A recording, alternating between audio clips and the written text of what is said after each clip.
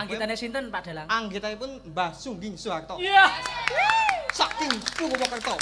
PWT. Nah,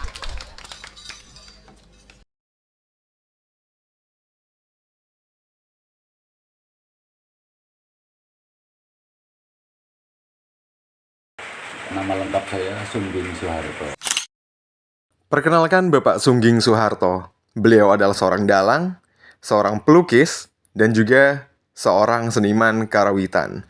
Dalam episode kali ini kita akan mengenal lebih dekat siapa beliau dan kisah perjalanan beliau sebagai salah satu pelopor seni tradisional di Purwokerto, Jawa Tengah.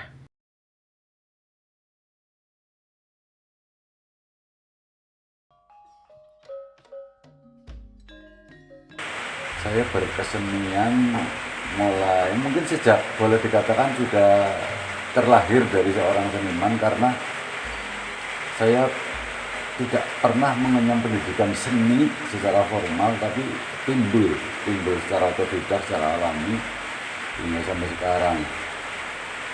Jadi saya hanya mengenyam pendidikan SD, SM, SLTP, SLTA pada saat itu, terus berhenti karena terbentur oleh biaya. Pada zaman dulu orang seniman itu masih belum memadai untuk menyekolahkan anaknya sampai perguruan tinggi.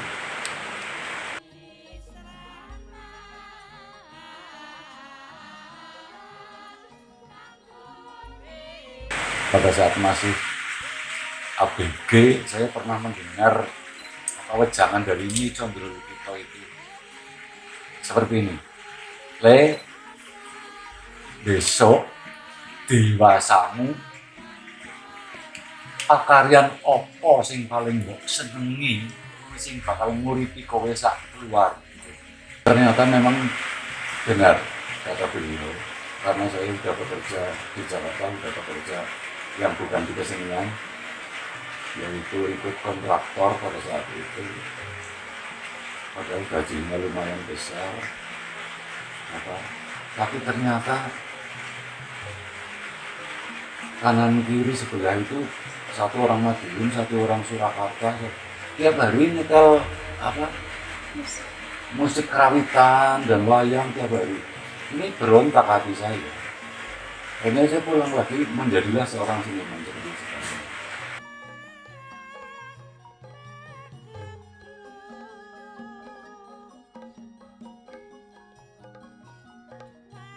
Ya mungkin karena saya sekolah tidak bisa tinggi,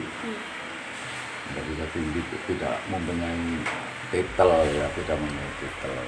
Tapi ternyata titel pun bagi saya tidak menjamin, tergantung bagaimana saya tidak mengupayakan. Karena saya yakin bahwa Sang Pencipta tidak pernah mengurangi rezeki orang, apapun profesinya. Asal mau berupaya, mau berusaha, semua ada jalan.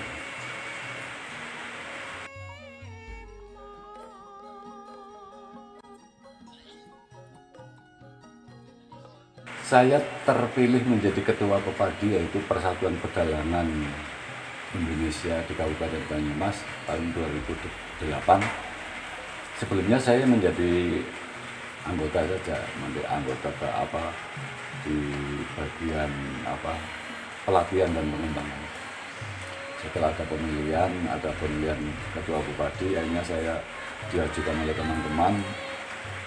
Itu tidak ada niat sebetulnya, sama sekali tidak ada niat. Tapi mungkin karena teman-teman mempercayai saya, akhirnya dari pemilih 100 lebih, saya mendapat 93 suara. Yang satu mendapat 9, yang satu mendapat 10 suara. Jadi mau tidak mau, karena itu amanah dari teman-teman, akhirnya saya jalankan. Karena mungkin dipandang oleh teman-teman pedalangan itu saya mungkin mampu, atau saya mungkin lebih tahu dari segalanya tentang pewayangan atau pedalangan dari teman-teman. Jadi saya menjadi ketua Padi sampai 2013.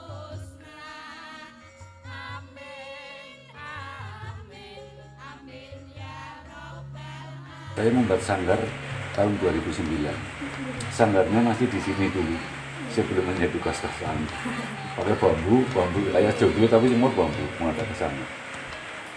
Tapi saya membuka privat atau membuka apa untuk dalang-dalang muda, seniwati muda itu ternyata waduh memang sangat memprihatinkan, peminatnya kurang. Jadi ya itulah akhirnya saya buat kos-kosan. Murid-murid kalau yang khusus ada, yang khusus itu adalah setiap tahun ada PKL karena udah MOU dengan SMK Negeri 3 Banyumas jurusan pedalangan maupun kerawatan itu pada sini.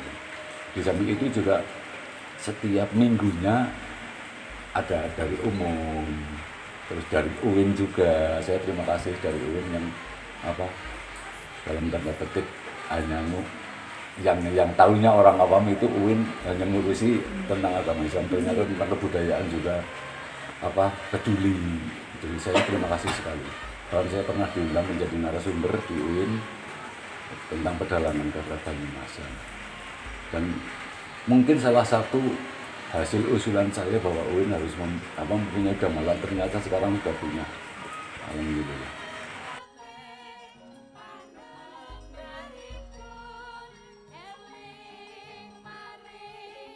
Anak saya yang tari itu mempunyai anak cowok. Mulai dari TK sudah senang dalang. Perpisahan TK juga dia mendalang. Terus waktu kelas 3 SD ada acara inbox. Inbox ya. Iya, inbox SCTV di GOR itu juara 1 kan mendalang.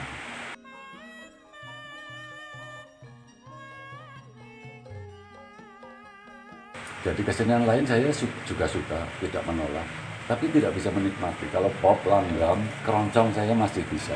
Tapi kalau sudah lagu barat, rock, jazz itu, saya tidak bisa mencerna, tidak bisa menikmati. Ya. Itu pun kalau lagu-lagu pop, lagu-lagu itu bisa, saya masih bisa menikmati, tapi tidak masuk. Bukan jiwanya bukan di sana ya? Hanya mendengarkan senang sesaat saja.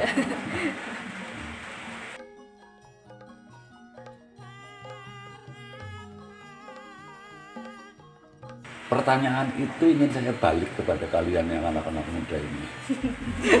Sejauh mana kalian mencintai terhadap seni budayanya sendiri? Karena lestari atau tidak itu adalah di pundak kalian nantinya. Tapi sayangnya tokoh-tokoh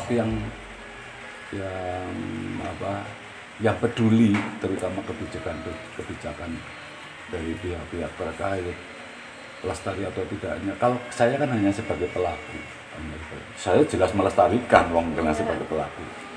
Tapi lestarinya itu kan boleh dikatakan kalau orang Jawa mengatakan jerbasuki mawa beo. Jadi semua kegiatan semua apa membutuhkan biaya yang tidak sedikit.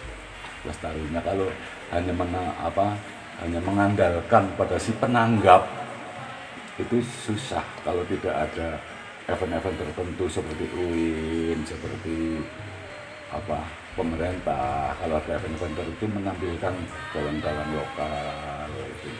Seperti ini UIN menampilkan anak-anak UIN yang bisa dalang walaupun belajarnya di sini. Saya senang sekali itu. Nah, itu salah satu bentuk pelestarian. Mudah-mudahan itu juga bisa menjadi event tahunan seperti itu. Kalau kebudayaan sudah jelas, event tahunan setiap tahun pasti ada. Dalam dalang cilik, belum dalang remaja pasti ada. Nah dari kalian itulah nanti beban ini, iya beban ini atau di pundak kalian nanti bagaimana cara kalian melestarikan kepada generasi milenial seperti kalian teman-teman minimal mencintai dulu dan peduli setiap ada event-event kebudayaan seni budaya kalian ikut di dalamnya. Itu di dalamnya berarti ya membantu bisa membantu tidak harus materi kan ya.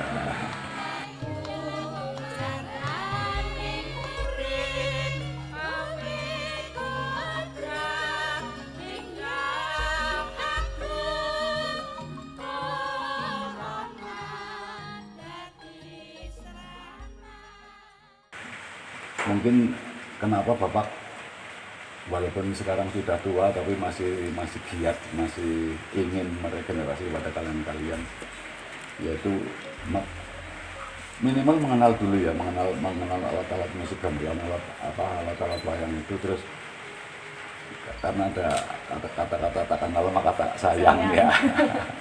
Ya kalau sudah kenal bisa sayang, syukur bisa mencintai, ikut melestarikan. Terus karena di kampus kalian itu sudah ada gamelan, cobalah kalian ikut membuat kelompok sendiri, belajar karawitan.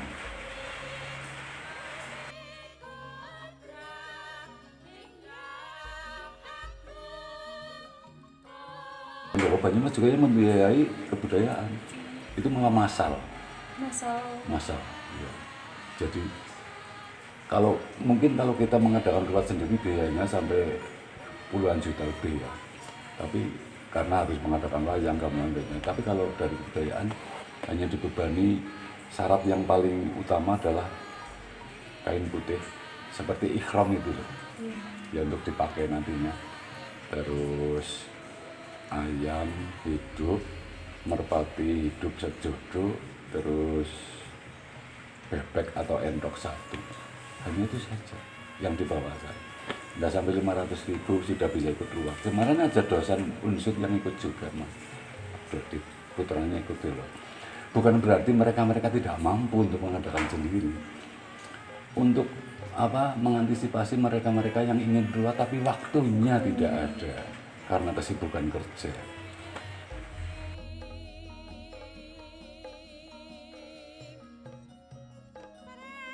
Dalam ruat itu adalah upacara adat di Jawa pada umumnya, Jawa Tengah, yaitu yang anak satu perempuan harus diruat, anak dua perempuan harus diruat, namanya kembang sepasang. Kalau yang satu namanya ontang anting. Kalau anak tiga cowoknya tengah namanya pancuran kapit sendang, itu juga harus diruat. Kalau tiga kok ceweknya tengah namanya sendang tapi pancuran, itu juga harus diruat menurut kepercayaan dan adat orang Jawa.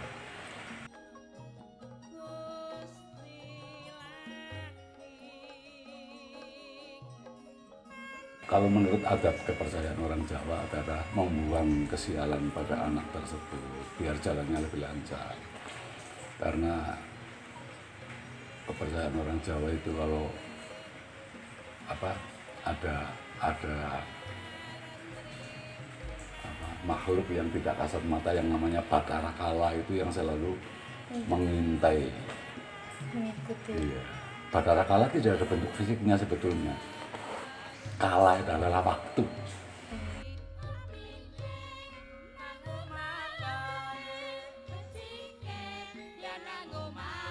Satu, memayu hayuning jiwa itu kita merawat jiwa kita sendiri.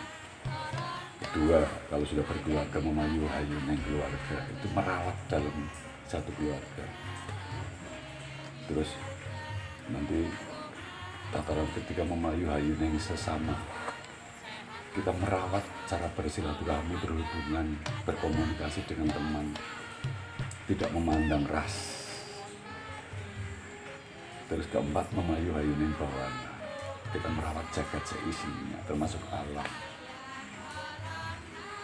Kalau orang Jawa, saya cinta yang mencintai kepada Sang Pencipta. Saya harus mencintai ciptaannya, hasil ciptaannya, apapun bentuknya, apapun karakternya.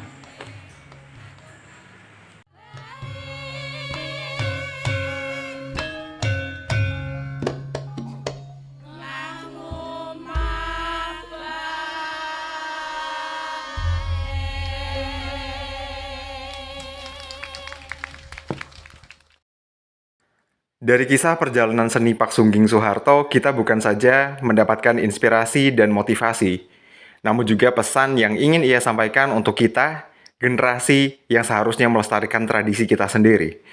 Bukan hanya mengerti, namun juga mencintai. Tanam dalam hati agar tetap abadi.